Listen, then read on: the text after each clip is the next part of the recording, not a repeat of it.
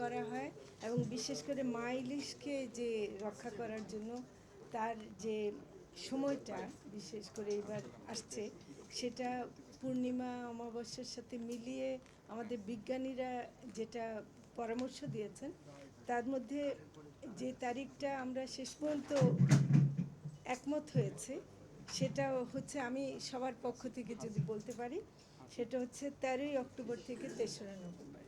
আমি মনে করি যে আমি এতক্ষণ পর্যন্ত যে যুক্তিগুলো শুনলাম তাতে করে যদিও অন্য প্রস্তাব 14 তারিখ থেকে ছিল, কিন্তু যে যুক্তিটা শুনলাম এখানে 1 ঘন্টাও কম বেশি হলে হয়, তো সেজন্য আমরা ঘোষণা দিচ্ছি সবারই সম্মতিক্রমে যে 13ই অক্টোবর থেকে 3রা নভেম্বর এই ইলিশের প্রজনন মৌসুমে যে আহরণ বন্ধের একটা নির্দেশনা থাকবে এবং এই সময় আমাদের যারা আইনশৃঙ্খলা রক্ষাকারী বাহিনী আছেন, নৌবাহিনী আছেন, আমাদের কোস্টগার্ড আছেন, আমাদের বিজিবিও আছে এবং যারা যারা জড়িত, এবং এই সময় যেন কোথাও থেকে মাছ অন্য কেউ আহরণ না করতে পারে এবং আমাদের যারা জেলে সম্প্রদায় আছেন বা আহরণ করছেন, যারা এর উপর জীবিকা নির্বাহ করেন, তারা যেটা দাবি করেছেন এবং তাদেরকে দেয়া হয় একটা, তাদেরকে মাছের সময়টা দেয়া হয়, একটা সহায়তা দেওয়া হয়, যেহেতু তারা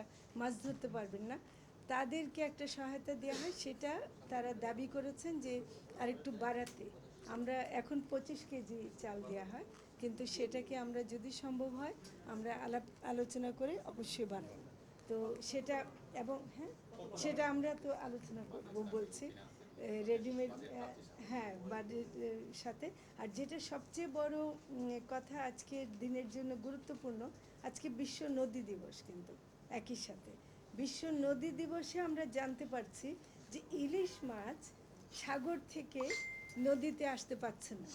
এটা এই বিশ্ব নদী দিবসে অনেক কথা উঠবে, কিন্তু আমার মনে হচ্ছে যে এটা আমার কাছে শিউরে ওঠার মতো একটা তথ্য যে ইলিশ মাছ নদীগুলো ভরাট হওয়ার কারণে বা নানাভাবে দখল হওয়ার কারণে যেভাবে নষ্ট হচ্ছে, এই পথটা যদি আমরা ইলিশ মাছকে দিতে না পারি তাহলে ইলিশ নিয়ে বড় বড় কথা বলে কোনো লাভ নেই। তো সেই জন্য আমি বলছি যে আজকে আমাদের এই দিকটাও ঠিক করতে হবে। বিশ্ব নদী দিবসে যারা এই নিয়ে মানে প্রাণী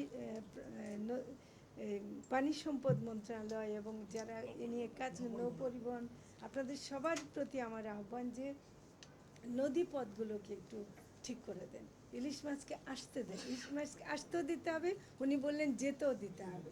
তো ফলে আসা এবং যাওয়ার পথটা ঠিক না রাখলে আমরা কেউ ইলিশ পাবো না। তো এটাই, ধন্যবাদ। এখন তো আমরা মিটিং করছি,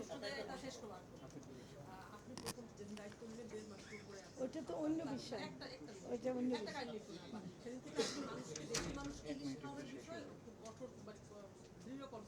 এখনো বলছি,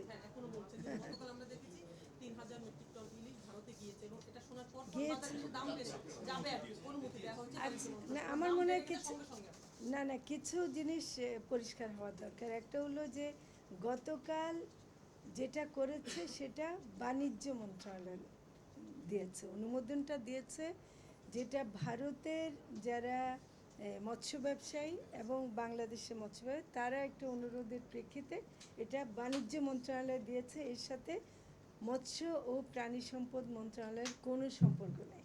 আমাদের এখনও সেই কমিটমেন্টটা আগের মতোই আছে যে আমরা বাংলাদেশের মানুষের জন্য ইলিশ যেন প্রাপ্যতা নিশ্চিত করতে পারি এবং একটা দাম, যেটা আপনারা বলছেন যে দাম বেড়ে গেছে ইমিডিয়েটলি, আমার মনে হয় যে এটা মিডিয়ার একটা বলার কারণে আরও বেড়ে যাচ্ছে। আপনারা সবাই, এখনও মাছটা যায়নি, এখন মাত্র অনুমোদন হয়েছে, এটা এখনও কাগজে আছে, এটা এখনও যায়নি।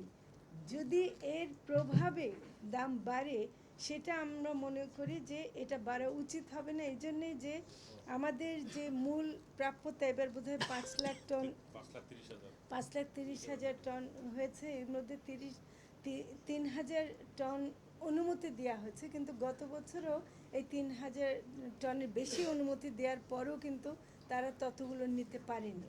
তো ফলে আসলেই কত যাবে সেটা আমরা এখনো জানি না। আপনি কি তাহলে ওই বাণিজ্য মন্ত্রণালয়কে বলবেন যে এই আপনার যে স্ট্যান্ড রপ্তানি করা যাবে না, আমরা দেব আমি না। রপ্তানিটা এটা কি বাণিজ্য মন্ত্রণালয়কে বলবেন আপনি এই রপ্তানি বন্ধ রাখতে?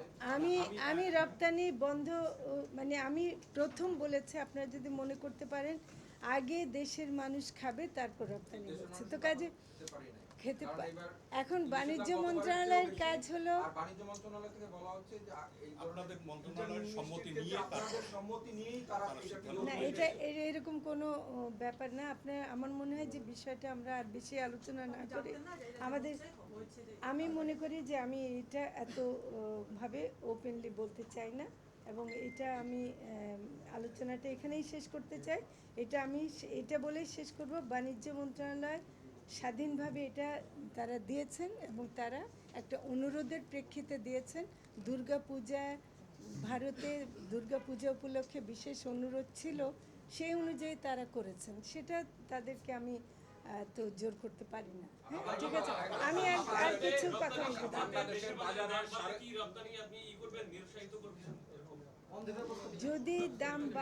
যদি দাম বাড়ে সেই দাম বাড়ার ব্যাপারে অবশ্যই আমাদেরকে ব্যবস্থা নিতে হবে।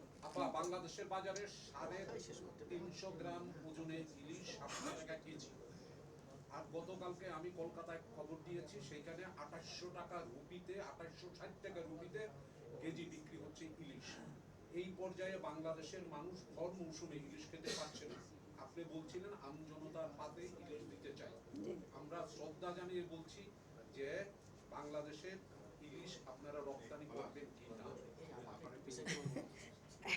এখন আচ্ছা, যে দামের ব্যাপারটা আমরা প্রতিনিয়তই আসলে মনিটর করছি, এমনকি মজুদ হয় কি না, আহরণ কেমন হচ্ছে, এগুলো আমরা দেখছি।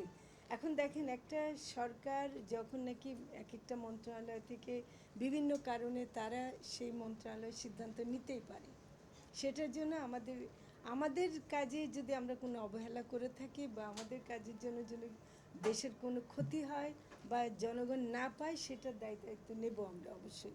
এই রপ্তানি বন্ধে আপনাদের পক্ষ থেকে কোনো ব্যবস্থা নেবেন কিনা? মানে রপ্তানি বন্ধের জন্য না, রপ্তানি বন্ধের তো দায়িত্ব আমার না, বুঝছেন। আমি আহ্বান জানাতে পারি কিন্তু আমি বন্ধ করতে পারি না, বুঝছেন।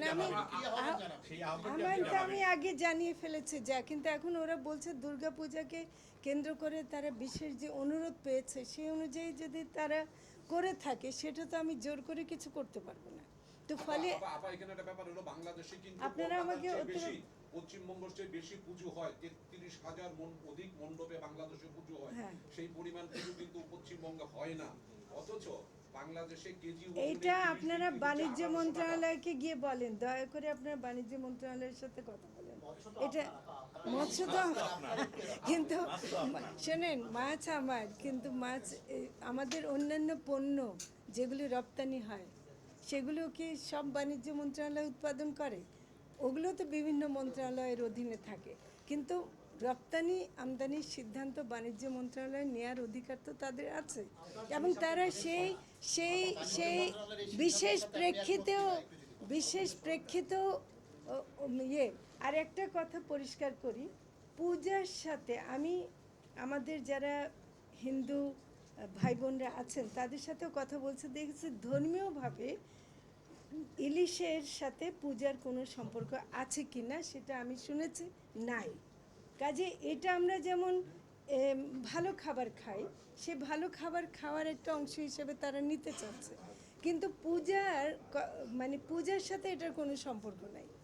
তো এটা পরিষ্কার করা দরকার। অনেক সময় মনে হবে যে আমরা খুব নিষ্ঠুরভাবে একটা ধর্মীয় অনুষ্ঠানকে ক্ষতিগ্রস্ত করছে, তা কিন্তু না। আপনারা দয়া করে বাণিজ্য মন্ত্রণালয়ের সাথে কথা বলেন, তারা নিশ্চয় বিশেষ একটি অনুরোধের প্রেক্ষিতে করেছেন, সেই অনুরোধটাকে আমরা খণ্ডন করব, সেটা আমরা করতে চাই না। সবচেয়ে বেশি পরিমাণ অনুমোদন দেওয়া হয়েছে, বিগত সরকার আমলে পরিমাণ অনুমোদন দিয়েছে না, এটা ভুল। এটা গত বছর এটা আপনি তথ্যটা দেন। গত বছর 3,000 আরো বেশি, 3,800 মেট্রিক টন, কিন্তু দিতে পারেনি। ওটা হলো যে দিতে পারেনি, দিয়েছে মাত্র 1,000, বুঝছেন। এবার বরং তার সাথে কম অনুমোদন, ঠিক আছে। ধন্যবাদ আপনাদেরকে। বুঝছে, এই কারণে ঢুকছে সবাই। আমাদের আমাদের ওই তথ্যটা বেশি দিতে হবে যে 22 দিন হ্যাঁ হ্যাঁ ওইটা দিতে হবে কারণ ওইটা সবার প্রচার করা খুব জরুরি। নিষেধাজ্ঞাটা যাও